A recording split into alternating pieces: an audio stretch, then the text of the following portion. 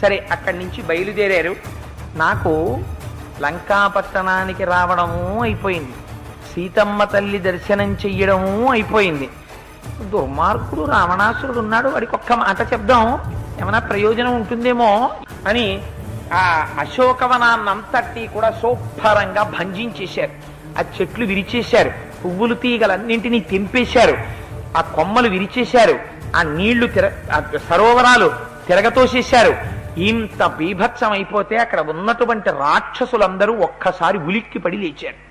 లేచి భీమరూపంలో ఉన్నటువంటి ఆ స్వామి హనుమని చూసి వాళ్ళు ఇంకా ఆయన ముందు నిలబడలేక కొన్ని వేల మంది పరిగెత్తి పారిపోయారు. ఈ రాక్షస స్త్రీలందరూ పరుగు పరుగున లంకాపట్టణంలోకి వెళ్ళారు, అంతఃపురంలోకి.